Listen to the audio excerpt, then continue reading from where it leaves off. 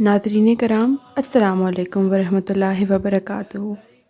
ہماری آج کی ویڈیو کا موضوع تاریخ کعبہ ہے۔ خانہ کعبہ یعنی اللہ تعالیٰ کا گھر، جس کی عزت و حرمت سب سے افضل ہے۔ ہر سال دنیا کے کونے کونے سے لاکھوں کی تعداد میں مسلمان عمرہ اور حج ادا کرنے مکہ مکرمہ آتے ہیں۔ خانہ خدا کے گھر حاضری دینے والوں کی خواہش ہوتی ہے کہ یہیں کے ہو کر رہ جائیں۔ خانہ کعبہ سعودی عرب کے شہر مکہ مکرمہ کی مسجد الحرام میں واقع ہے۔ مسجد الحرام، جس کی عزت و حرمت سب سے افضل ہے۔ مسجد الحرام میں ایک نماز ادا کرنے کا ثواب 1,00,000 نمازوں کے برابر ہے۔ مکہ مکرمہ جدہ سے 80 کلومیٹر کے فاصلے پر وادی فاران میں واقع ہے اور تاریخی خطہ حجاز ہے۔ مکہ مکرمہ سے مدینہ منورہ کا فاصلہ 430 کلومیٹر اور طائف سے 92 کلومیٹر ہے۔ مکہ مکرمہ سمندر کی سطح سے 909 فٹ یعنی 270 میٹر کی اونچائی پر واقع ہے۔ مکہ مکرمہ کی کل آبادی سن 2022 کے مطابق 23,85,000 نفوس پر مشتمل تھی۔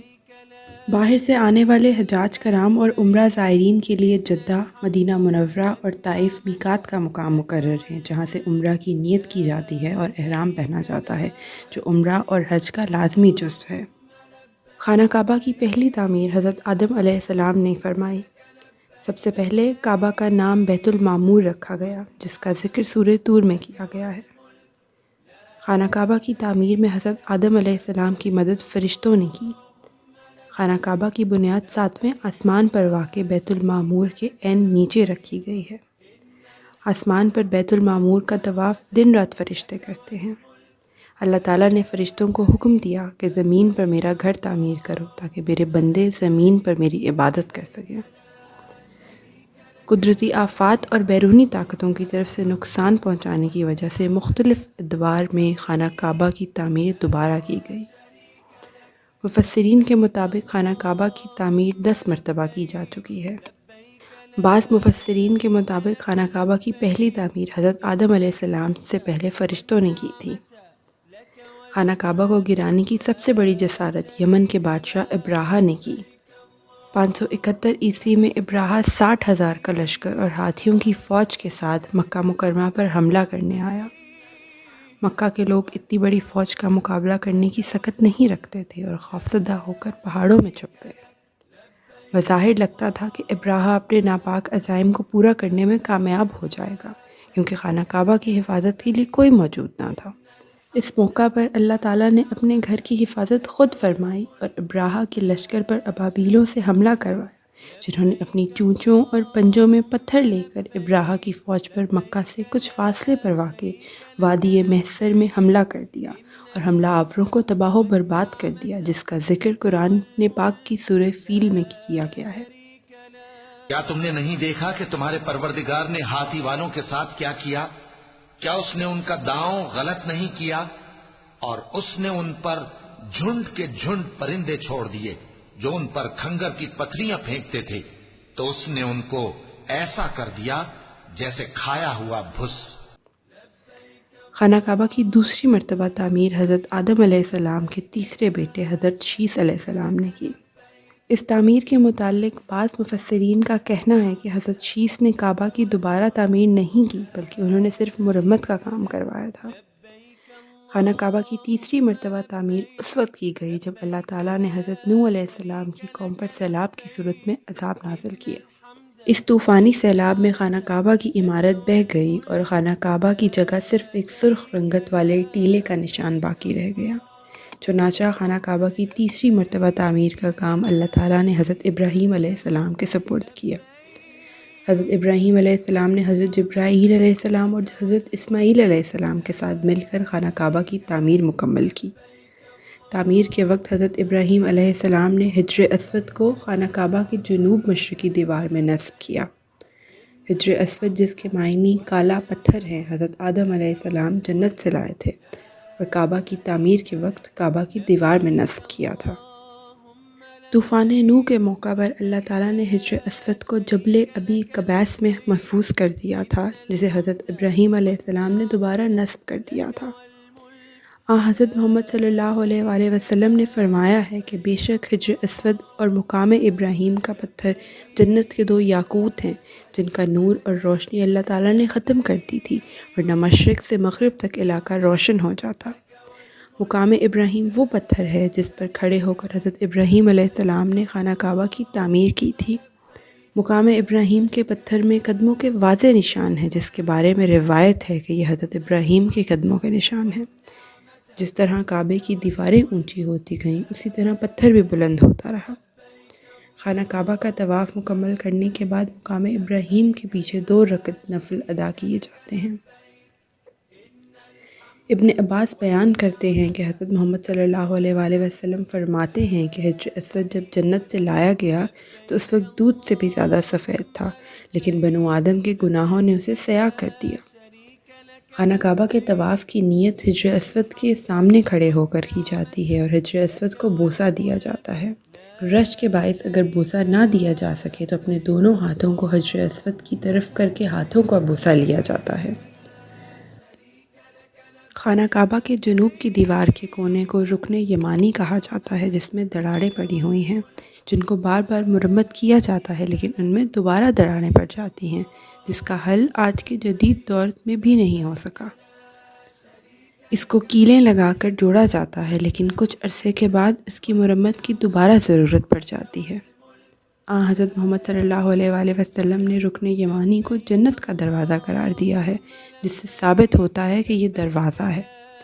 دوران طواف رکن یمانی کو دائیں ہاتھ سے چھونا چاہیے اور ہاتھ کا بوسہ لیا جاتا ہے۔ مسجد الحرام کے صحن میں خانہ کعبہ سے 21 میٹر کے فاصلے پر حجر اسود اور خانہ کعبہ کے دروازے کے بائیں سائڈ کے درمیان آب زمزم کا مقام ہے، جہاں سے دنیا کا سب سے پاک اور صاف پانی نکلتا ہے۔ اللہ تعالیٰ نے آب زمزم کو اس وقت پیدا کیا جب حضرت اسماعیل علیہ السلام پیاس کی شدت سے نڈھال تھے اور حضرت ہاجرہ صفا و مروہ کی پہاڑیوں کے درمیان پانی کی تلاش میں دوڑ رہی تھیں۔ پانی کی تلاش کی ناکامی اور حضرت اسماعیل علیہ السلام کی پیاس کی وجہ سے ایڑیاں رگڑنے والی جگہ سے چشمہ پھوٹا، جس کو ہر مسلمان پی کر اپنے آپ کو خوش نصیب سمجھتا ہے۔ آب زمزم عام طرز کا کنواں نہیں بلکہ 2 چشموں پر مشتمل ہے۔ اس کی گہرائی 31 میٹر ہے۔ ہزاروں سال گزرنے کے باوجود آب زمزم کے نکلنے کی رفتار میں کمی نہیں آئی۔ حج اور عمرہ کرنے والے زائرین اپنے ساتھ آب زمزم لے کر جاتے ہیں اور اپنے عزیز و اقارب کو تبرک کے طور پر دیتے ہیں۔ خانہ کعبہ کا طواف مکمل کرنے پر آب زمزم کو پینا نہایت مسنون ہے۔ آب زمزم کو کھڑے ہو کر پینا چاہیے اور اس وقت تک پینا چاہیے جب تک متلی کی کیفیت پیدا نہ ہو جائے۔ اگر آپ خانہ کعبہ کے دروازے کے سامنے کھڑے ہوں تو دائیں جانب تقریباً 100 میٹر کے فاصلے پر صفا و مروہ کی پہاڑیاں ہیں، جن کے بارے میں اللہ تعالیٰ قرآن پاک میں فرماتے ہیں: بے شک کوہ صفا اور مروہ اللہ کی نشانیوں میں سے ہیں، تو جو شخص خانہ کعبہ کا حج یا عمرہ کرے اس پر کچھ گناہ نہیں کہ دونوں کے درمیان چکر لگائے۔ عمرہ کے لیے طواف کعبہ مکمل کرنے اور مقام ابراہیم کے پیچھے 2 نفل ادا کرنے کے بعد صفا و مروہ کے 7 چکر لگائے جاتے ہیں، جس کو سعی کہا جاتا ہے۔ سعی کرنے سے حضرت ہاجرہ کے عمل کی یاد تازہ ہوتی ہے جب آپ حضرت اسماعیل کے لیے پانی کی تلاش میں دونوں پہاڑیوں کے درمیان چکر لگا رہی تھی۔ سعی شروع کرنے سے پہلے صفا کے مقام پر ایسی جگہ پر کھڑے ہو کر سعی کرنے کی نیت کرنی چاہیے جہاں سے خانہ کعبہ مکمل طور پر نظر آ رہا ہو۔ خانہ کعبہ کی 4تھی مرتبہ تعمیر قوم عمالقہ نے کی۔ خانہ کعبہ کی 5ویں مرتبہ تعمیر قبیلہ جرہم نے کی۔ خانہ کعبہ کی 6ٹھی مرتبہ تعمیر حضرت صلی اللہ علیہ وآلہ وسلم کے نسب سے تعلق رکھنے والے حضرت قوسہ بن کلاب نے کی۔ انہوں نے خانہ کعبہ کی پختہ تعمیر کروائی جو اس زمانے کے مطابق بہترین تعمیر تھی۔ خانہ کعبہ کی 7ویں مرتبہ تعمیر قبیلہ قریش کے دور میں آنے والے سیلاب سے خانہ کعبہ کی دیواروں کو بہت نقصان پہنچنے کی وجہ سے کی گئی۔ اس تعمیر میں حضرت محمد صلی اللہ علیہ وآلہ وسلم نے بھی حصہ لیا تھا۔ اس وقت حتیم کے حصے کو خانہ کعبہ میں شامل نہیں کیا گیا تھا۔ خانہ کعبہ کی 8ویں مرتبہ تعمیر اس وقت کی گئی جب یزیدی فوجوں نے خانہ کعبہ کی عمارت کو نقصان پہنچایا۔ اس وقت حضرت عبداللہ بن زبیر نے خانہ کعبہ کی دوبارہ تعمیر کی۔ اس تعمیر کے وقت حتیم کے حصے کو بھی خانہ کعبہ کی عمارت میں شامل کر لیا گیا، جو کہ حضرت ابراہیم علیہ السلام کی تعمیر کے مطابق تھا۔ خانہ کعبہ کی 9ویں مرتبہ تعمیر حجاج بن یوسف نے کروائی۔ حجاج بن یوسف نے خانہ کعبہ کی تعمیر قبیلہ قریش کے مطابق کروائی، جس میں حتیم کا حصہ خانہ کعبہ کی عمارت میں شامل نہیں تھا۔ 1040 ہجری میں سلطنت عثمانیہ کے 17ویں سلطان مراد بن احمد خان، جس کو شاہ قسطنطنیہ کے نام سے بھی جانا جاتا ہے، نے خانہ کعبہ کی تزئین و آرائش کروائی۔ سلطان مراد نے خانہ کعبہ کے اندر ماربل لگوایا اور خانہ کعبہ پر کالے رنگ کا غلاف چڑھوایا، جس پر کلمہ طیبہ تحریر کیا گیا۔ خانہ کعبہ کا انتظام 1916 تک سلطنت عثمانیہ کے ہاتھوں میں رہا۔ سعودی حکومت مسجد الحرام کی توسیع کا کام اپنے وسائل کے مطابق وقفے سے کرواتی رہی، جن میں 1955، 1973 اور 1982 کی توسیعات نمایاں ہیں۔ 1988 میں شاہ فہد بن عبدالعزیز نے مسجد الحرام کی توسیع کا پروجیکٹ شروع کروایا، جس میں مسجد کا رقبہ 3,56,000 مربع میٹر کیا گیا۔ 1996 میں شاہ فہد بن عبدالعزیز نے خانہ کعبہ کی تزئین و آرائش کا کام شروع کروایا۔ اس تزئین و آرائش نے خانہ کعبہ کی خوبصورتی میں بے حد اضافہ کیا۔ 2008 میں شاہ عبداللہ بن عبدالعزیز نے مسجد الحرام کی توسیع کے دوسرے پروجیکٹ کا آغاز کیا، جس سے مسجد کا رقبہ بڑھا کر 4,00,000 مربع میٹر کیا گیا۔ 2015 میں شاہ سلمان بن عبدالعزیز نے مسجد الحرام کی توسیع کے تیسرے پروجیکٹ کا آغاز کیا، جس سے مسجد کا رقبہ بڑھ کر 4,56,000 مربع میٹر کیا گیا، جو 113 ایکڑ پر مشتمل ہے۔ ان تمام توسیع کے منصوبوں میں مسجد الحرام کے اطراف میں نئی شاہراہوں، پلوں، پارکنگ اور طویل قامت عمارات کا قیام بھی عمل میں لایا گیا، جس سے زائرین کو زیادہ سے زیادہ سہولیات میسر ہو سکیں۔ ناظرین، آج کی اس ویڈیو میں خانہ کعبہ کی تاریخ آپ تک پہنچانے کی ادنا سی کوشش کی ہے۔ ہماری دعا ہے کہ مجھ سمیت تمام مسلمانوں کو اللہ تعالیٰ خانہ کعبہ اور روضہ رسول صلی اللہ علیہ وآلہ وسلم کی زیارت نصیب فرمائے۔